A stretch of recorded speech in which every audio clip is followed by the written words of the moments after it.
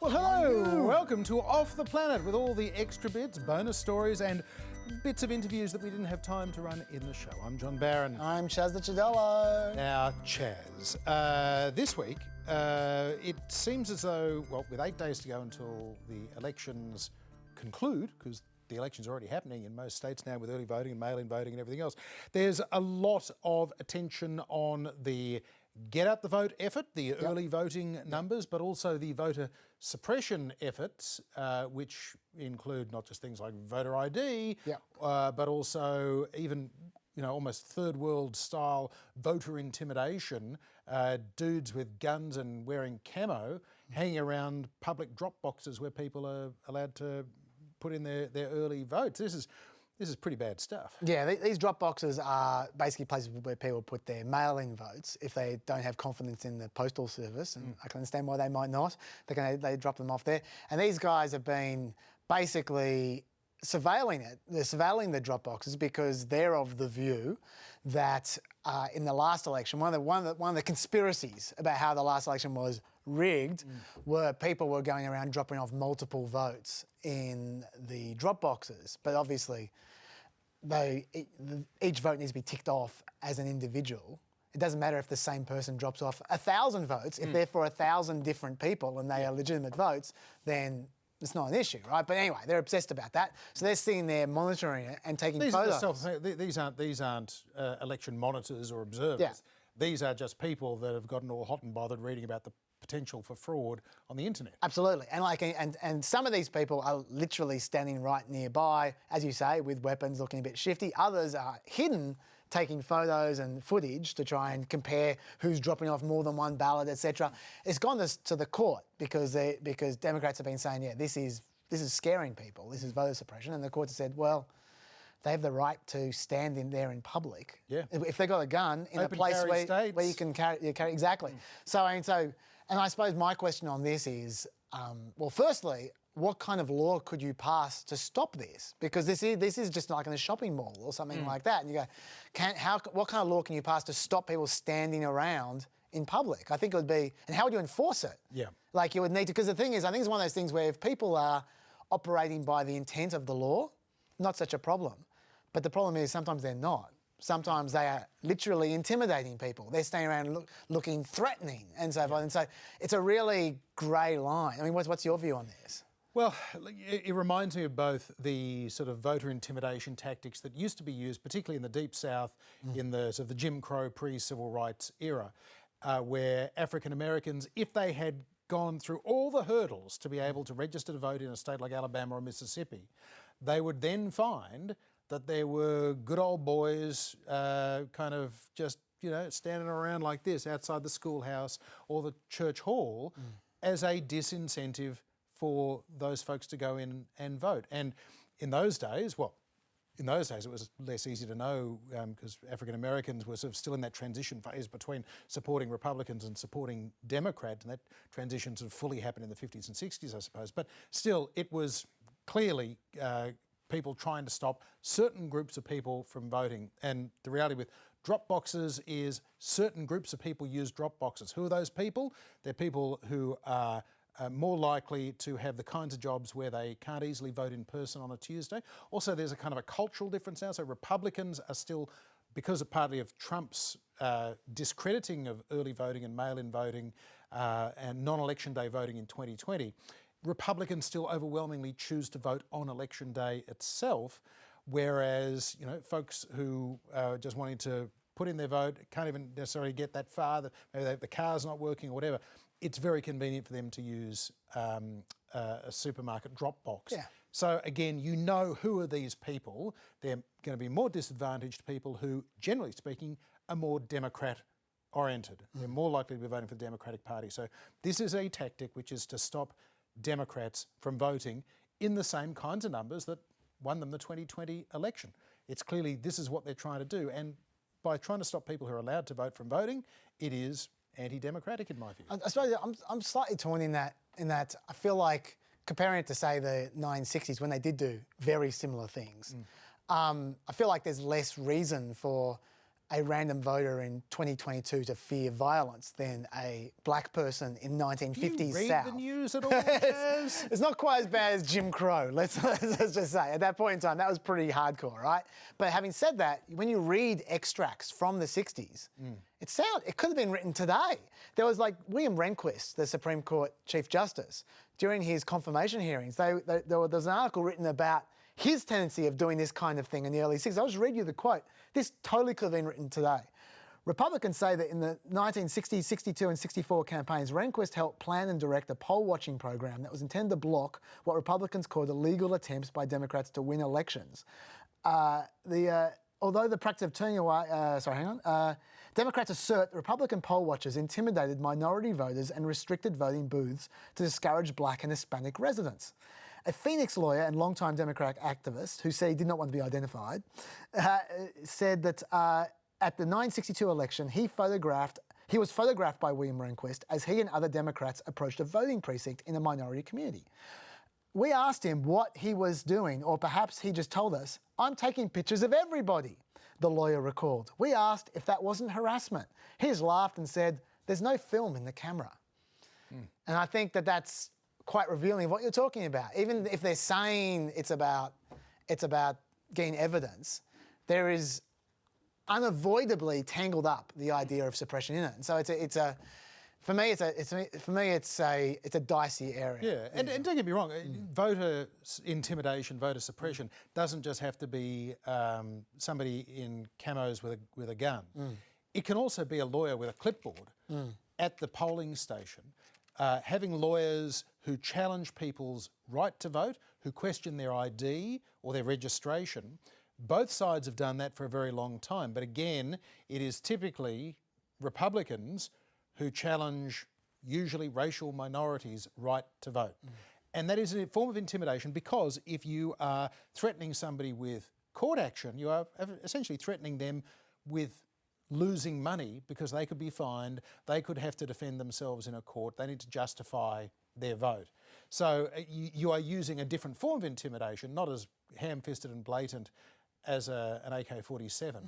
But it goes on, and it goes on both sides. And it's an age-old battle with non-compulsory voting between getting out the vote, increasing the number of people voting, which is what Democrats are trying to do to win Georgia, and voter suppression. The things you can do to stop those people from voting. And there are a lot of things that, the two sides have been haggling over this for a very, very long time. I will say one thing about the Stop the Steal types, though, and that is that I think people who are concerned about the Stop the Steal types, and I am one of them, have a knee-jerk tendency to assume that any proposal they make is going to be negative for democracy in terms of getting out the vote, etc. And I think they need to be judged on their merits. And the reason I say that is because at the moment, right now in Nevada, there's Nye County where, because of concerns from Stop the Steal types about the safety of the count, they are trying to get a hand count going on the early votes at the same time as there's a machine count on the early votes, and then compare those two results as a means of extra security, right? And they have been taken to court by the left, and they've put a block on the hand count because it's coming from those guys, right? And I just think, what's wrong with having an extra count? Especially if it's before the election, so it's not taking up time. Maybe they're just going to come up with another reason to doubt the election, but still, I don't see what's wrong with having extra checks. I think you're right, but I think also you put your finger on the point, because any conspiracy theory, and the Stop the Steal is a conspiracy theory, the allegations of voter fraud enough to change the result in any state, much less the presidential election, is a complete myth. Baseless, ridiculous. It is a conspiracy theory. Conspiracy theories, when debunked, they don't go away. They morph into another form of conspiracy theory. And if the conspiracy theory is no longer people stuffing drop boxes with fake ballots or multiple ballots or whatever, it becomes, they're now hacking into the results, or something else is happening. So the point that they are making is they don't like losing. Well, nobody likes losing. Democrats didn't like losing the 2000 election. They complained about the vote count in Florida being halted by the Supreme Court. In 2004, a lot of Democrats were convinced that John Kerry was ripped off in Ohio, and that the electronic voting machines were flipping votes. Well, that's exactly what Trump was alleging in Pennsylvania in 2020 that he'd heard that people were trying to. People would say, "I tried to press the button and vote for Trump," and it immediately said Biden. Well, that was rubbish as well. But people, they clutch at straws when they lose. Do you care? You mentioned the early voting before. Do you care about the fact that there are absolutely massive records being sent at the moment in Georgia with early voting? Like, I think it's 23% more early votes than in 2018 at the moment. Do you think that's a sign of anything at all other than just general enthusiasm? I mean, well, it's because Democrats are clinging to it at the moment. Yeah. Look, I mean, the expert analysis that I've seen has said that don't read anything into early voting. It's not necessarily a measure of enthusiasm. It's not necessarily a measure of turnout on election day or other forms of voting. That it's not predictive at all. It's hard to know in Georgia, though, because Stacey Abrams has built this get-out-the-vote machine that nearly won her the governorship in 2018. It did win Joe Biden, Georgia, in 2020. It did win John Ossoff and Raphael Warnock Senate seats in 2021. And yet now, as we said in the show, she's still 4 or 5 points behind Brian Kemp the whole time. Can she defy the polls? Because, again, with non-compulsory voting, nobody knows who's actually going to vote. Yeah. If she has done a kind of a reverse Trump and, Trump found all these people that pollsters had written off for decades because they were infrequent voters, hadn't voted since Gerald Ford, and yet he got that section of America, that white working class, disengaged vote, out to vote for him in 2016 and 2020 as well. Can Stacey Abrams do that? I'm not sure, but I'm not at all convinced from what I'm hearing that the early vote is much of an indicator of that. And also the fact that we now have a election month rather than an election day.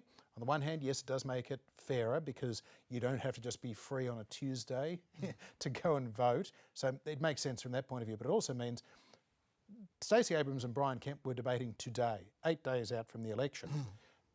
And maybe a third of the vote has already been cast. Same with Fetterman and Oz. Yeah. A lot of people had voted for either Oz or Fetterman before they saw Fetterman and Oz, and they could well want to change their mind either way after seeing that, thinking Fetterman's not up to it or, gee, Oz is a jerk. So, there could be voters' remorse. So yeah, it's a complicated system, imperfect to say the least. It is. The one thing you mentioned, which I just highlight, is you talked about the turnout that Trump got in 2016 and 2020. I think we shouldn't necessarily assume a high turnout election favours Democrats. Yeah, that's there has always been the assumption. Yeah, there is an assumption out there that's the case. But I think in the era of Trump, high turnout elections could favour anybody. Yeah, absolutely. Yeah. Well, Trump in 2020, he got the turnout that he thought that he would need to win. Just Joe Biden got even more. Yeah. 7 million votes more. Something we talk about on the show, which I'd like to just inject a little bit on before we move on, is Paul Pelosi. This is not the 2022 election, but we talked about Paul Pelosi at length, but we brushed over one little bit, which I thought was really interesting, which is it's been talked about like it's an assault. And yes, it is an assault, but really it was this close to a death. Yeah. And we aren't talking about it like it was a death, but it was this close to a death. And the only thing that stopped it being a death was Paul Pelosi's quick thinking, because basically he saw this guy turn up. The guy, when he turned up, wasn't wielding a hammer. He was just acting a bit crazy. And Paul Pelosi, apparently, allegedly, and Paul Pelosi said, I just got to go to the bathroom, where he had a mobile phone. He called 911 and then he left it off the hook, so 911 could hear him talking to the guy, and he's speaking kind of in code to the guy, saying, well, what's going on here? What are you doing? What are you going to do to me? Saying things that sound kind of nervous. So the 911 operator has time to work out where the address is, what's going on, and send someone out to check out. And the police only got there at the exact moment he was being attacked. Like how they ended up with both of them having hammers, I don't know. Yeah. But it was at the moment that the first hammer... They both had hammers, but they were both holding the one hammer. And then the assailant grabbed it away from him. But maybe. But the point is they'd only just begun the physical conflict at the time the police got there. Police were watching as the hammer hit the head. Yeah, and if Paul Pelosi hadn't thought quickly and been calm under pressure, that the police would never have got there in time, and he'd be dead. Yeah. So I think that we need to bear that in mind. Yeah, and we don't know whether that coded language that he was using on the 911 call was prearranged because this is the kind of scenario that they would have to think about. Or was it just a very, very fast-thinking 9/11 responder as well, who took that call and then sent the squad car around? But it's been, I guess, disheartening but not surprising to see the way in which some people are now claiming this was a stunt to drive up support for Democrats, even though, as we've seen, there's a counter-narrative that says this is all about Democrats being soft on crime. And then, of course, there's the crazy conspiracy theories that, that there was something else going on between these two men, of which there's no evidence to suggest that at all. And that's been generous, saying no evidence. It's just bullshit. And at the end of the day, whether you think these men were lovers or not, Paul Pelosi had his head beaten with a hammer and nearly died, as you say. I think the thing that both sides will agree on now, interesting that Mike Pence was commenting on this and saying how appalling it was, is that this reinforces how close Nancy Pelosi came for the second time in under 2 years to being killed. If she'd been at home, maybe the Capitol Hill police would have been protecting her. They are on duty when she's there, so maybe it would have been a better situation. But that this guy was chanting the same things more or less as the mob were chanting "Where's Nancy?" on Capitol Hill on January the 6th. That should rightly terrify politicians on both sides, particularly when they see a family member getting injured in this way. Because whether you're Democrat or Republican, one thing you can agree on is probably you love your family and you don't want them to pay for your politics, even if you're prepared to take that risk for being in public life in America these days, which is dicey at best. They don't want their family to be targeted. So I expect we're going to see something about, more resources, Congress voting for more resources, for more Capitol Police to protect more members of Congress and their family more often. Yeah, sure, but that's not going to fix it. It's for me, it's about the context is just a real issue. We're just seeing more and more. I hate the phrase "more and more," but we are seeing more and more of these kinds of incidents. I'm not so worried about the "Where's Nancy" thing because he's looking for Nancy. They're the words you use when you're looking for Nancy.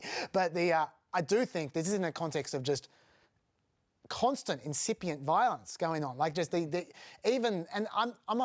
And yes, it's more's happening on the right than on the left, but any violence is unacceptable, and there's just too much for the last, basically starting with the Bernie Sanders guy shooting Steve Scalise. Staying from there, since then, it just seems like every month or so there's another story about something either happening or almost happening, and it's just too much. There was the Gabby Giffords shooting in 2011. I mean, there's shootings of presidents, attempted assassinations of presidents. So there's been a lot of it. The thing that worries me most as an indicator as to why this is happening, and you're right on both sides, are those polls that ask Republicans, are Democrats a threat to America? Not just do you disagree with them on how big the government should be and how high taxation should be. Are Democrats a threat to America? About 75% of Republicans say yes, they are. When you ask Democrats the same question, about 65% of them say Republicans are a threat to America. So both sides, and this is, again, a product of political polarisation, they're now seeing each other as warring camps, and a big part of the problem is the siloing of information on the internet and also the siloing of American media, because if you're watching Fox News or MSNBC, you're going to have a very negative view over the other side. You're going to think they're terrible. And that's bad because there is no town square, there is no meeting place, there is no Walter Cronkite, there is no national water cooler. These people are talking past each other and it's leading to violence. Yeah, look, this will be a good segue for us to move into Twitter, which we're going to talk about with Elon Musk. But I actually want to skip forward to something we were going to do at the end, but we just went, since we're talking about Paul Pelosi, we might as well do it now. The crossfire, which our traditional argument that we have off air, that we then bring on air. Let's talk about Trump, because you're of the view that Trump should have done what? So in the show, you would have seen the show presumably by now if you're watching the extra. I showed the reaction of various people, and then I showed Trump's reaction, which was playing golf. He's at a golf tournament. He's at a golf, one of these live Saudi Arabian-backed golf tournaments. But the reason why I think he should have responded is because, not just because this person was, had a history of online statements about, being pro-Trump, anti-democratic, QAnon-infused garbage, but because Donald Trump has made Nancy Pelosi one of his major punching bags. She's given as good as she's gotten when it comes to Donald Trump. She tore up the State of the Union address. She said that he's unfit to be president. She trolled him in the Oval Office. She was pretty tough. She said that if Trump came to Capitol Hill on January 6th, we saw the video the other day, she'd punch him in the face. Yes. So she's talked about violence against Donald Trump as well. Yeah. That being said, Donald Trump, to me, by staying silent when Nancy Pelosi's husband was nearly murdered this week, it fits this worrying pattern with Trump. After Charlottesville, fine people on both sides. Couldn't condemn Nazis, fine people on both sides. After January 6th, while it's still happening, he lets it keep happening for another 4 or 5 hours, and then he says, "Go home, I love you," to people who attack, trying to kill his vice president and going after Nancy Pelosi as well. He couldn't condemn it then, and he couldn't condemn it this week. It is what is fundamentally the problem with Trump. It's what Bob Woodward identifies and others. He's unfit to conduct polite politics. The question is whether polite politics, normal politics, is just a thing of the past. But his inability to do the decent thing, which is to say, we abhor violence against politicians or their family. Politics can be willing, it can be a fair fight, but it has to be a safe fight, and it should never be a violent fight. America does not want political violence. He could have said that, but he didn't say that. Why didn't he say it? Because he doesn't want to lose the support of the crazies and the violent people. Because just like Charlottesville, just like January 6th, he thinks, hey, they may be violent goons wanting to overthrow the country and kill people, but they're Trump voters, so I'm not going to criticise them. And that's what bothers me the most about that. Yeah. Okay, well, I actually agree with a lot of what you're saying, in that, number one, I agree that any decent person would have responded the way that you suggest. And it is not news to us that Trump is not decent in that respect. He's demonstrated that before, and it's not a surprise that he's demonstrated it again. I also agree that a responsible politician would do that, and he's not a responsible politician. That's been clear. What I don't feel is that it would have made any positive difference in any respect whatsoever if he had. And the reason for that is because, let's take the examples that you just cited, January 6th and Charlottesville. On both occasions, during and afterwards, he gave mealy mouth condemnations of violence. But he also gave his fine people on both, you know the quotes. Yeah. Right? And the fact is, if he made a statement, that's what it would be. It would be we condemn violence, but crime in cities or whatever the talking point is, right? There'll be a bit of both. And even if it was just we condemn violence, no one takes that seriously. Like everyone, like we're used to. It's like thoughts and prayers after a shooting. It's just the thing that people say. Like you just go, oh, yeah, we condemn violence. Yeah. Like you just price it in. That's what everyone says, right? So I don't think that if he used the magical phrase "we condemn violence," the crazy side of his supporters would go, oh, okay then, guns down. I think that they just go, oh yeah, he's got to say that. Of course he's going to say that. And I just don't think it makes any difference. I think that if he came out with exactly the statement that you want him to come out, that would make a difference. But we've seen enough by now to know he's never going to come out with that. He's going to come out with something that just does the trick for ticking the box of saying, I did what I need to do. Yeah. And that's not good enough. Whereas, so just shut up, mate. Ironically, if he had come out with a statement like Mike Pence made, appalled, like Joe Biden made, this is despicable. If he'd been full-throated like that, people would have said, oh, well. I know. It would have helped him running to be seen as president again. I know. But no, self-defeating. He can't do it. Yeah. He can't do it. And I should say, I think the reason why like you said, I think it's two aspects to it, to read his mind, and we probably shouldn't read people's minds. But I think, number one, he has a general rule of thumb of never ever criticising people who are his supporters, no matter what they do. That's the first thing. Yeah. And the second thing is, I think there's a bit of ego in it. He doesn't admit he's wrong. He knows if he comes out with an extremely extremely emotional statement about, oh, we need to stop, Nancy Pelosi is a human being too, guys, come on, yeah, etc. That's an implicit criticism of the way he's conducted himself. And he doesn't want to admit that he's gone too far. You came up with an admirable segue in the show. Let me segue into talking about Trump's inability to criticise bad people, because that extends to his treatment of dictators. And this bizarre bromance that he had not just with Putin, Kim Jong-un, Hungarian, the Brazilian Bolsonaro, who lost re-election today, but Duterte in the Philippines, people who were killing tens of thousands of their own citizens before they even got a chance to grossly mishandle the COVID pandemic and kill hundreds of thousands of their own citizens less directly. That Trump has this thing of anyone who praises him, supports him, he likes in return. It's been interesting in recent weeks speaking to Michael Cohen, a few other people about who know Trump well, who work closely with Trump for a long period, and talking about this bizarrely fragile ego that he has that is so easily manipulated by bad actors, by people including Kim Jong-un, to write him love letters that meant so much to Donald Trump that he may end up in jail for stealing the love letters and taking them back to Mar-a-Lago to put in the pool room. Yeah, that's true. That's true. So anyway, so for that reason, I just feel like this is not his place. Like I feel like that. Like after a serious incident like this, I'd prefer him to stay out. I think it's better for everyone. If he doesn't make it about him, and he doesn't come in with something that's not going to do the job, just let Mike Pence make the statements. Mike Pence does it better. Mike Pence, effectively the leader of the Republican Party. That's fine. In exile. That's fine. Now, I prefer just to forget Trump exists at moments like this, and let's worry about the people who are willing to actually put some skin in the game to try and fight what is a real problem. It's, anyway. My segue to North Korea didn't really work out. That was a good try, though. It was a good try, it really was. What about North Korea, Chuck? Let's talk North Korea.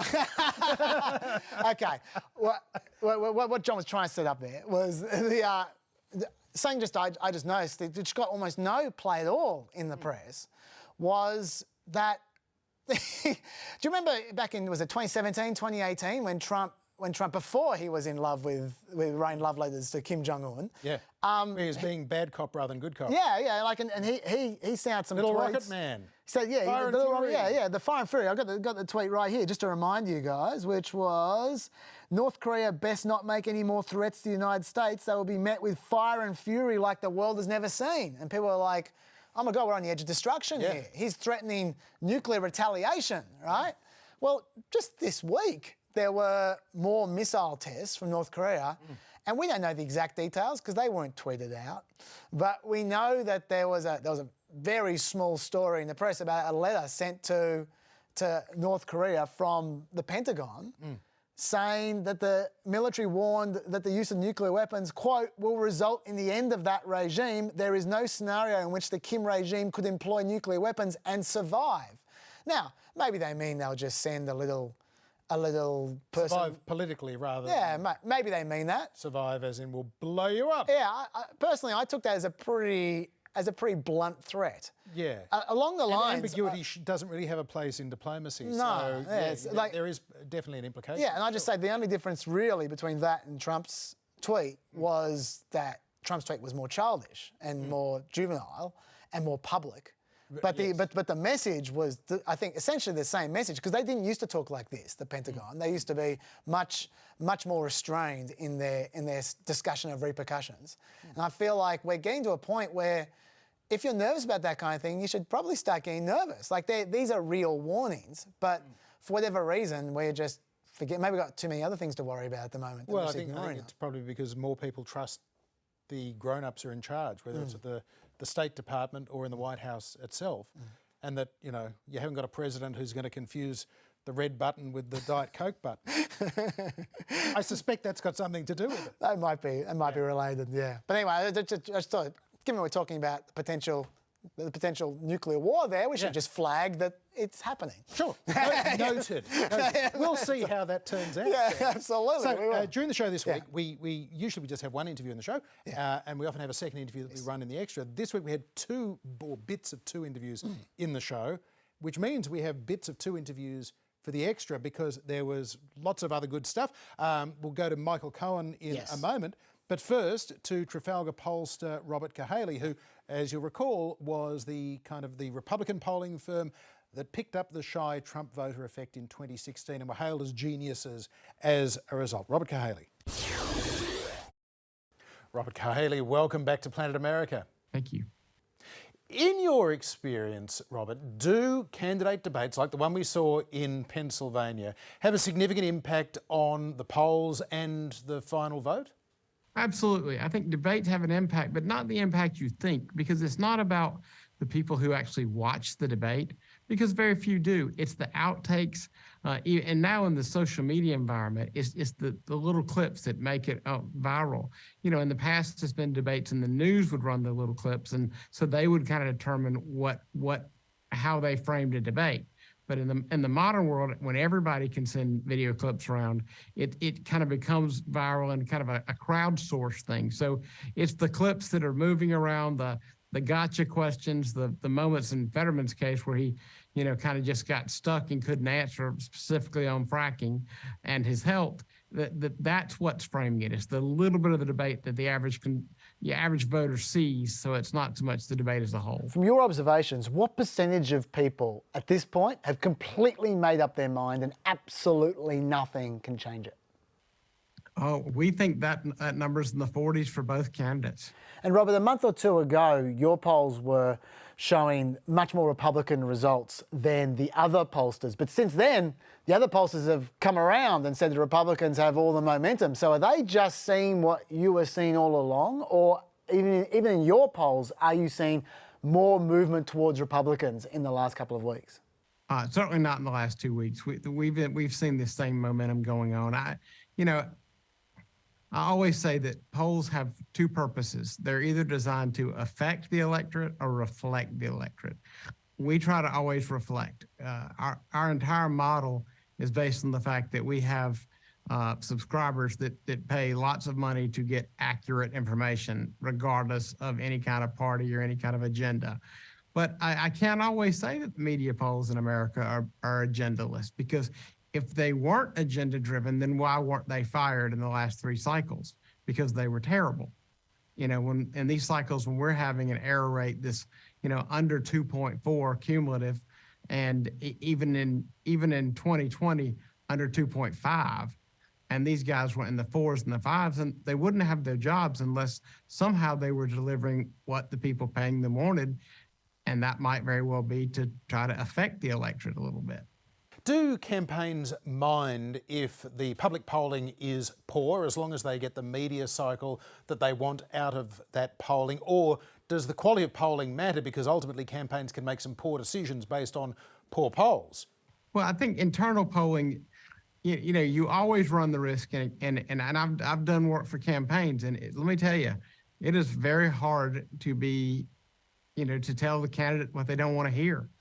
And I worry that a lot of pollsters, try to protect the candidate's feelings versus give them the honest truth. But I think it's more kind of the media polling that's out there that makes up the American polling averages.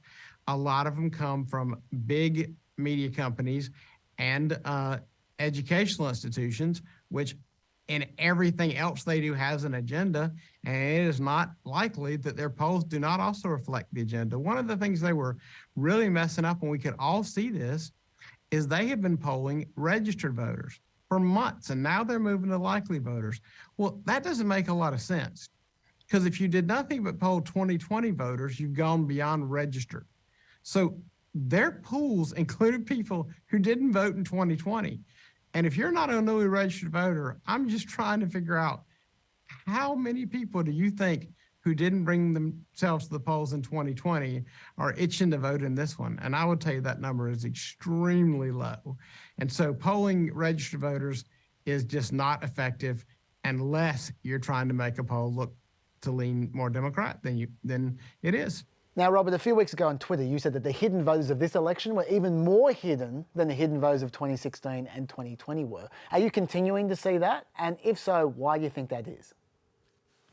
Well, absolutely.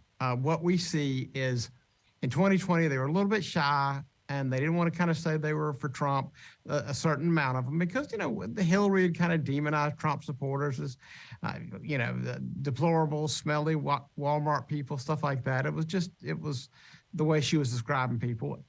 Then by 2020, we're in the midst of cancel culture, and if your opinion didn't reflect the current world, then there was people being shamed for having opinions or outside of what was being pushed. But in 2022 is different. I mean, Joe Biden literally had a speech and he said MAGA people are a threat to the country. Well, when people hear that and they hear the constant things going on with like the FBI working with the social media companies, and now in America they're talking about the government pressuring banks to let them know which transactions were purchasing guns, people are starting to get really nervous. And we're seeing, conservatives harassed with unprecedented law enforcement targeting, and whether it's parents coming to school board meetings, and it's not anything. There's been the criminalization of political thought, which again was just not something you would even conceive of in America a few years back. But having positions that don't fit what the government wants have ramifications now. And there are a lot of people who are convinced, and whether they're right or wrong, sometimes I think they're a little conspiratorial, but they think that the government is going to use these polls to identify MAGA supporters and, basically put them on a list. And they're nervous, and they're telling us that's why they're not taking the polls. And we'd never had that happen. And we've had it happen a lot since Biden's speech. And so I think you have people that I describe as submerged voters. They're not putting signs in the yard anymore. They're not putting stickers on the car. They're not posting things on social media, and they are not taking polls. And they may be your next door neighbor, and you'll never know because they're not even going to talk about an election. But they are going to do one thing. They are going to vote. So I continue to predict that the Republican numbers will end up being higher than anybody predicts, including us. And would you say that the shy Trump voter effect that you've previously identified is the same when Trump is not on the ballot and not in the White House, or does it function differently now? Well, 2021 is a good example. He wasn't on the ballot in 2021, and we measured exactly using some of the same math. We had the #1 poll in both states. Wasn't on the ballot then either. Now, Robert, last time we spoke, you said that you extracted better results by keeping questionnaires short and also asking special questions to elicit information out of hidden voters. Have your techniques evolved at all, or are you doing pretty much the same thing this election?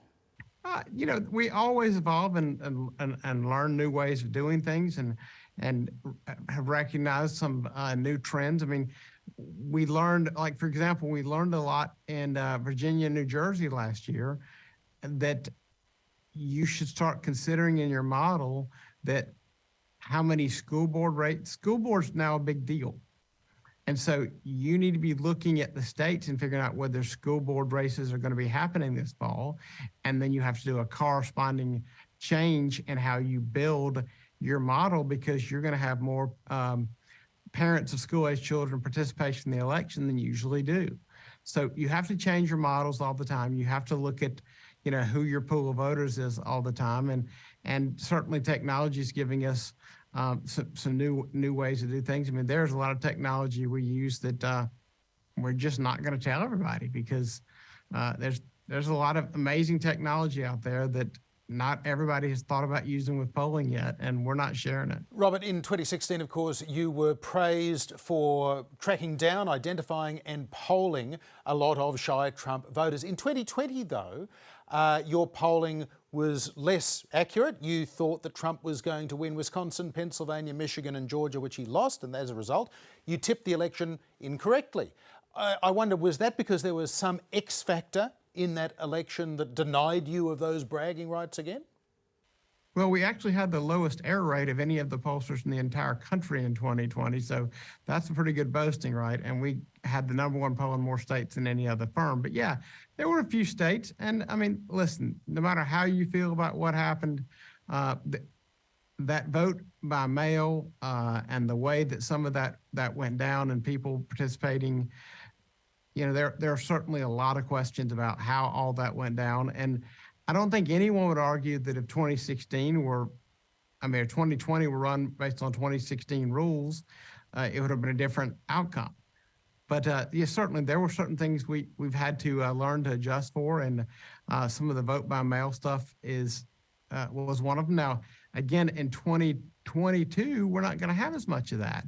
Certainly, Georgia's tightened up their laws, and there are going to be less mail ballots that have a questionable background and stuff like that. I don't know they've made any changes in Pennsylvania, but yeah.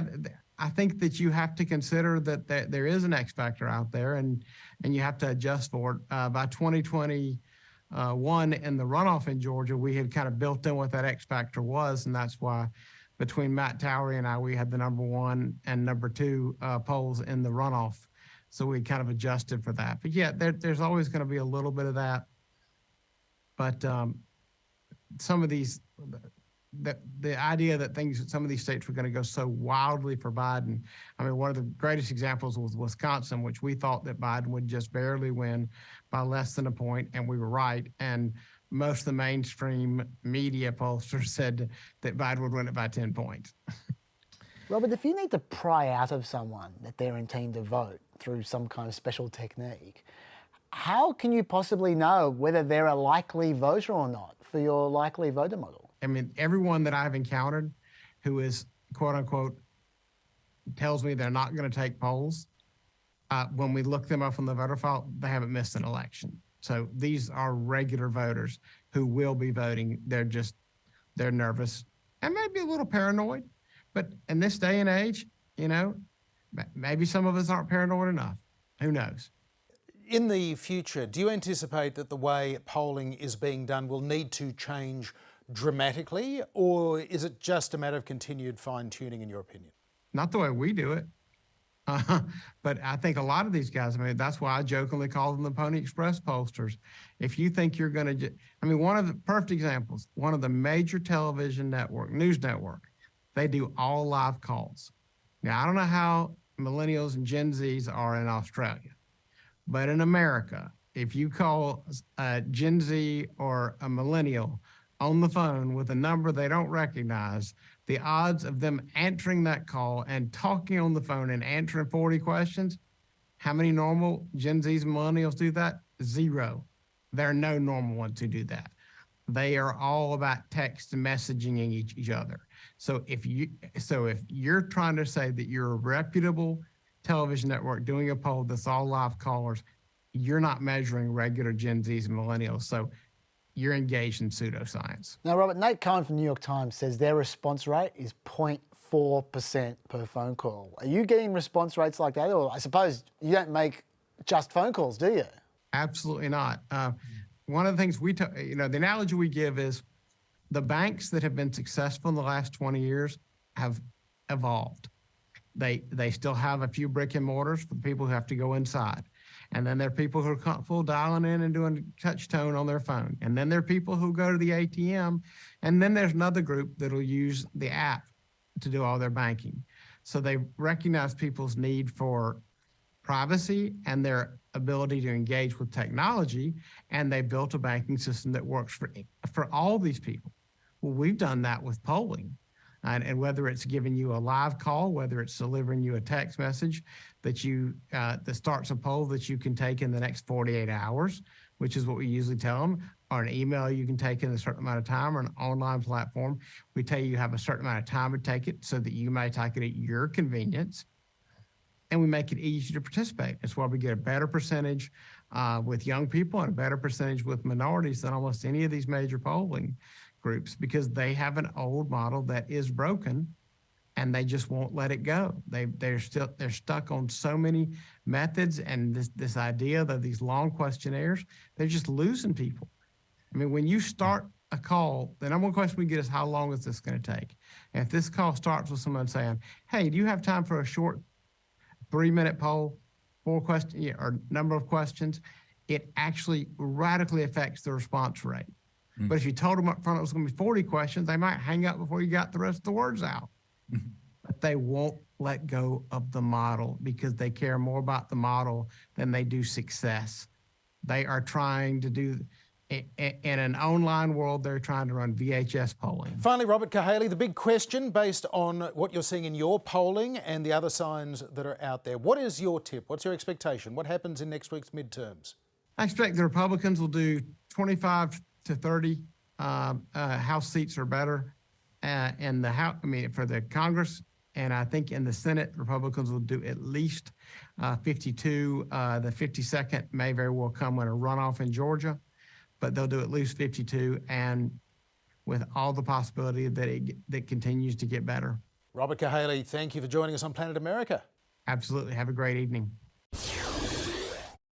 Interesting to note as well his prediction in the show, Chaz, that he thinks Republicans are going to pick up between 20 and 30 House seats, so a very clear majority there. That's sort of at the higher end of projections, but not crazy, and that they'll probably win the Senate as well with 52 seats. Currently it's 50-50, of course. So that is a more bullish assessment, but given the signs we've seen in the last 2 or 3 weeks about a possible red wave, not out of the question. Look, if the Republicans win Arizona, which is getting very close to a 50-50 at the moment in the Senate, Pennsylvania with Fetterman, we've sort of spoken at length about that debate. Who knows what effect that's going to have. And Georgia, which is also a 50-50, and nothing seems to be able to knock Herschel Walker off course. Now, what happens?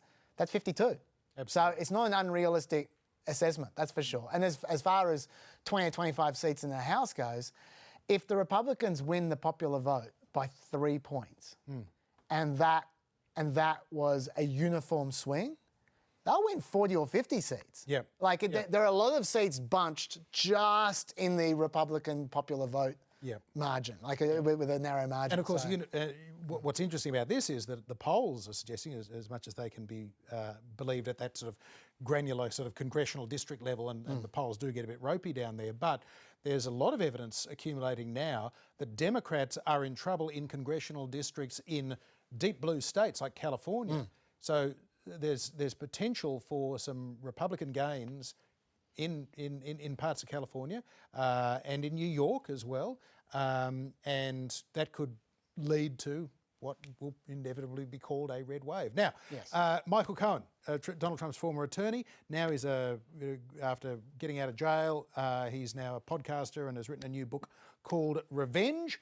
So I wanted to sort of talk to him a little bit about the book and what else he's doing these days as well, the more sort of, I guess, directly political stuff and focused on Trump stuff. A lot of that we used in the show itself, but here's a kind of an insight into the other sorts of areas that we covered with Michael Cohen. Michael Cohen, welcome to Planet America. Good to see you as well. Michael, your book, Revenge, the title refers, I guess, most specifically to the way that President Trump weaponised the law and the Justice Department to get revenge on his enemies. But I wonder, in using that title as well, to what extent are you seeking to get revenge on Donald Trump? One of the things I can say to you about Trump and his personality is that this entire campaign, the entire presidency, was always about building the brand. It was never about America or doing right by Americans. In fact, the campaign was originally started and supposed to be the greatest infomercial in the history of U.S. politics. It was all about money and power. And that's exactly what you see day in and day out, even to this day. As the former president of the United States, as he's grifting off of these unsuspecting MAGA supporters who have already put into his coffers, into the super PAC, that he gets to use 90% of it at his own discretion, his sole discretion, right? He has taken over $250 million from these people. It's the greatest grift in U.S. presidential politics. Michael, was there any way that a Trump run for presidency could have ended differently? Or was it always going to end with some kind of conflict between Trump and the media, Trump and the law, Trump and democracy? Was it always going to end up this way? That's a great question. The answer is it could have gone very differently. And one of the things that upset me the most about the Trump administration is during the years prior, leading up to the election in 2016, we had spoken ad nauseum about things that Donald Trump should do if, in fact, that he had won the presidency. And the one topic that we started discussing that he was supposed to launch literally from the day that he became president would be an infrastructure bill. Because it's one thing that both Republican, Democrat, and Independent could simply get behind. But instead of doing that, he listened to folks like Steve Bannon and Steve Miller, who were, for the most part, newbies to the campaign and to Trump's life. And they decided to do what they tried to pass off as a travel ban. But in reality, it was a Muslim ban. And I remember sitting with him in the Oval Office, just the two of us. And he asked me, so what did you think about the rollout of the travel ban? And I said, hey, boss, come on, this is me, no BS here. That's not a travel ban. That's a Muslim ban. And I can't understand how or why you would ever want to ban a religion from coming to America. It just doesn't make any sense. And his reply to me was, well, yeah, Bannon and Miller, they messed up, but don't worry, we'll get it right the next time. I wonder, Michael, having spent as much time with President Trump as you have over the years, is there something that gets overlooked about who he is and what motivates him that we should know about him? One of the things I can say to you about Trump and his personality is that this entire campaign, the entire presidency, was always about building the brand. It was never about America or doing right by Americans. In fact, the campaign was originally started and supposed to be the greatest infomercial in the history of US politics. It was all about money and power. And that's exactly what you see day in and day out, even to this day. As the former president of the United States, as he's grifting off of these unsuspecting MAGA supporters who have already put into his coffers, into the super PAC, that he gets to use 90% of it at his own discretion, his sole discretion, right? He has taken over $250 million from these people. It's the greatest grift in US presidential politics. Do you reckon Trump has changed as a person since 2017? Do you recognise the Trump that you see today? He was always racist. He's always been sexist, misogynistic, xenophobic, homophobic, Islamophobic, anti-Semitic. But when he became president, he became the absolute worst version of himself imaginable. All of these negative traits, many of which were held back by him. He wasn't as open about the way he truly feels. All of that went bye-bye. And he then decided that he was going to use his platform in order to, again, attract the lowest denominator here in America, which turns out to be his supporters. So Donald Trump is facing legal jeopardy, even criminal jeopardy on multiple fronts right now as his former personal attorney. What do you think he should be the most worried about? Absolutely. The first thing he knows is that the Attorney General, Tish James, here in New York, filed a lawsuit, a 220-page lawsuit that is going to put his company, the Trump Organization, into a death spiral. They will cancel out all of his organizational rights, as well as his license to have that company here in New York. That will place all of the assets in jeopardy. And another thing her 220-plus page lawsuit is asking for is a settlement in excess of $250 million. Now, after she had credited me for starting this case, one of the things that I had been very vocal about is knowing the documents that they are using and knowing the case that they are building against Trump. I suspect that the amount will be somewhere in excess of $750 million to about $1 billion, which would cause all of the New York assets that they would have control over for the judgment will cause all of that to be sold off at auction and used in order to satisfy the judgment. You mentioned Trump coming after you. You've, of course, already been punished with jail time. Do you think that Trump is finished with you if he becomes president again?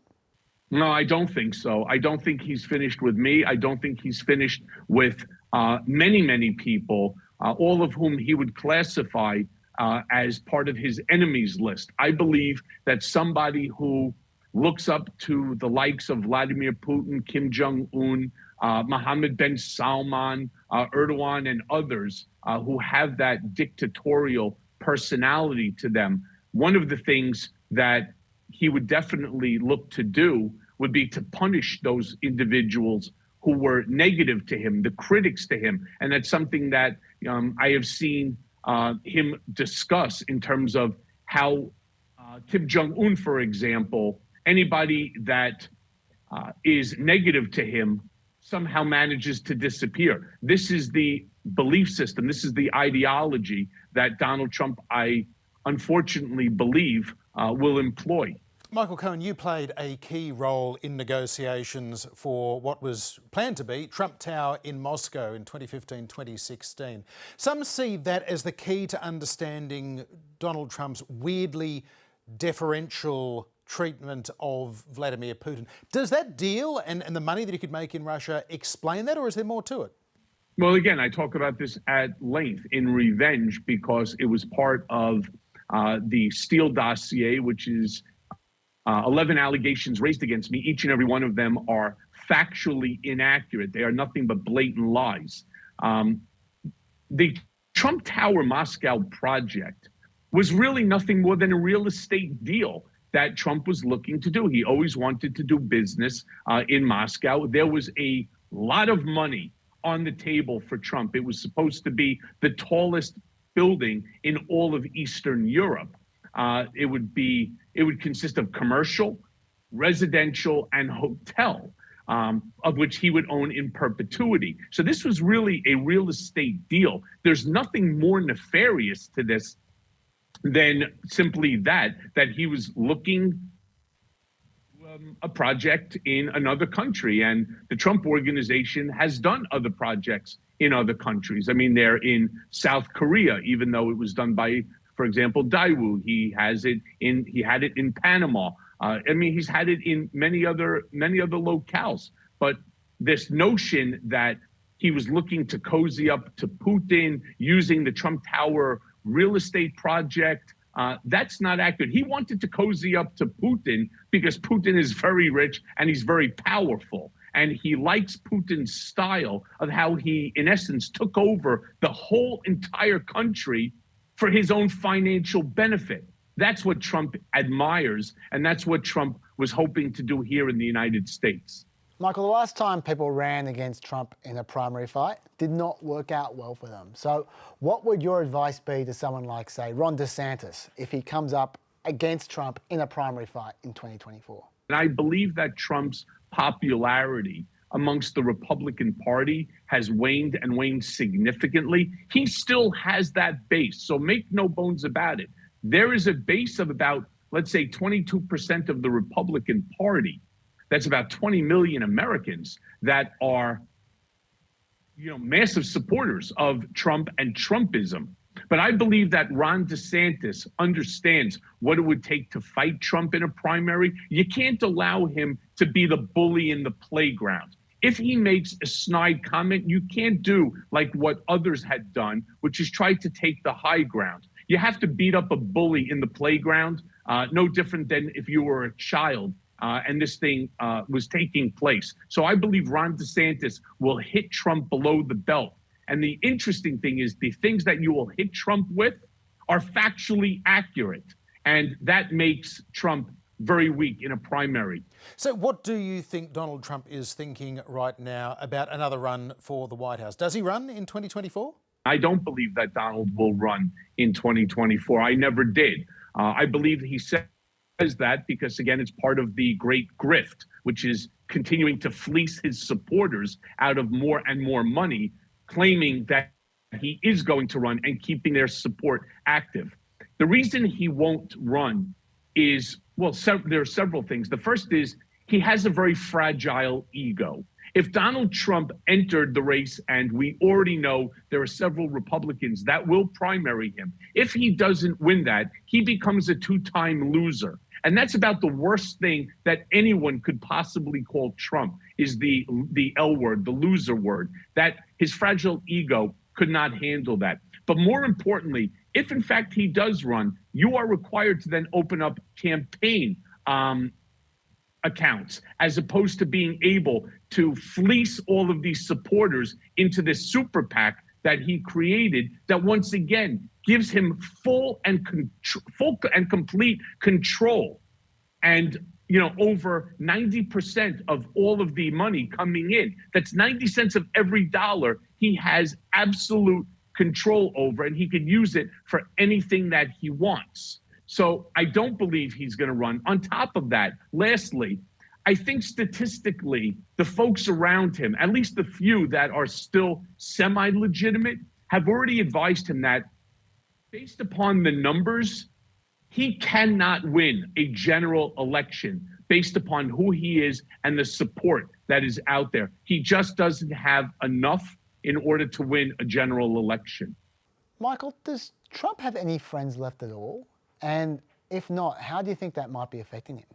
Okay, so Trump never had friends, which is extremely interesting. If you go back to even my first book, Disloyal, and I talk about that, he never had friends. You don't hear about people coming out and saying, oh, Donald and I have been friends since grade school.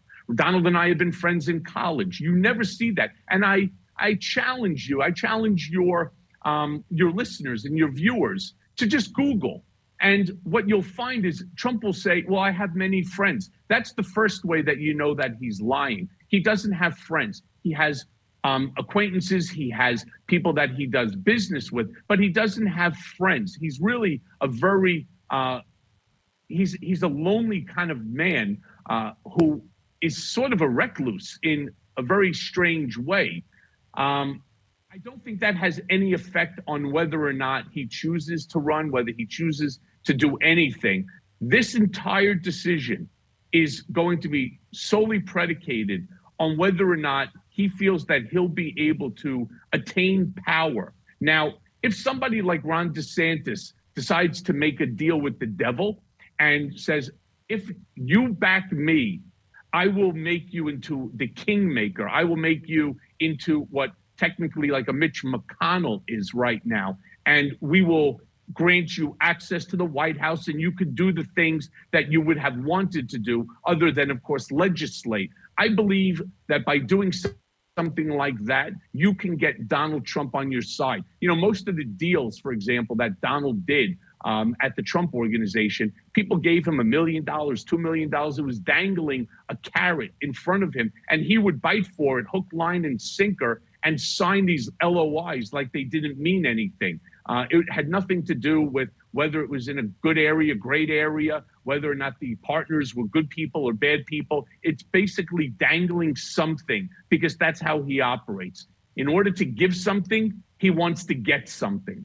Michael Cohen, it's fair to say you have had a heck of a ride from Trump Tower to the Oval Office to a prison cell. I wonder, what is motivating you now? What do you now want to achieve? So, like many people who go through this type, well, I can't even say this type of journey because I happen to be the only one. The only one that's even close is John Dean during the Watergate issues. But I am the first political prisoner held by my own country because I refused to waive my First Amendment constitutional rights and not publish my first book. So when you speak to people who have gone through sort of journeys and trauma, like what we are seeing now with these unfortunate scenarios of gun violence here, and you start to see parents coming out. The reason that we do it is because I never want to see anyone ever, not in this country, not in any country, go through the pain and the agony that I've gone through, that I've put my family through, that my family has gone through. I never want to see this happen to anyone ever again. And I'm also very concerned about democracy and the future of democracy in this country. I've always heard from my father, and I've always believed the same thing, that if there's a strong America, there'll be a strong world. And if there's a weak America, there'll be a weak world.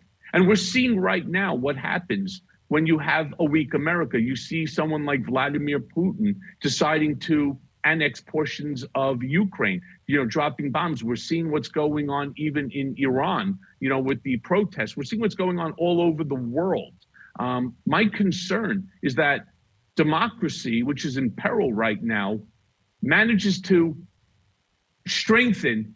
And by strengthening, I believe that it will strengthen democracies all around the world, which I believe is imperative for future generations. And so that's why I look to the book Revenge as a roadmap, as a sort of a playbook in order to stop not just Donald Trump, but people just like Donald Trump, the people that I refer to as the Trump 2.0s that are smarter, slicker, and even somewhat more devious than he is. Hard to believe, but even more devious, to stop them from destroying democracy. Now, you've mentioned Trump 2.0s. We may well be seeing another generation of Trumps running for president sometime soon. Do you have any views about any of the Trump children and what they would be like as political figures? First of all, I don't believe that will ever happen.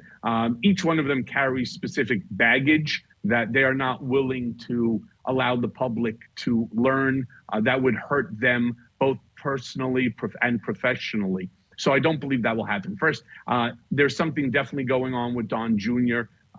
That would never happen. He has no shot as president. This is not going to be like a Kennedy, a Bush type, or legacies that go on multi-generational, unless of course the United States falls to an autocracy and Donald somehow manages to take over. There's no place in politics for the three of them at all. It's not going to happen. Good to talk to you. Thanks for being with us on Planet America. Great to see you.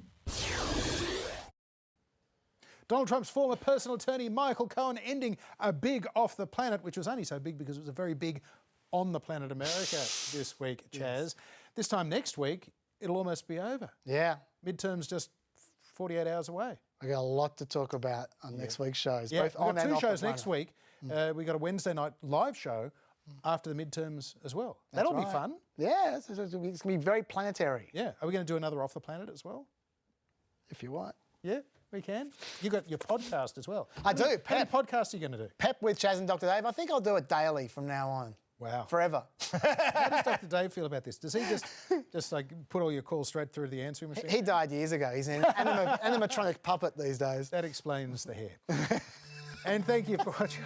I love Dave Smith. He's fantastic. Thank you for watching Off the Planet. We'll see you for Planet America, 9:35, Monday night, ABC TV, or anytime you choose on iView, YouTube, and Facebook. See you.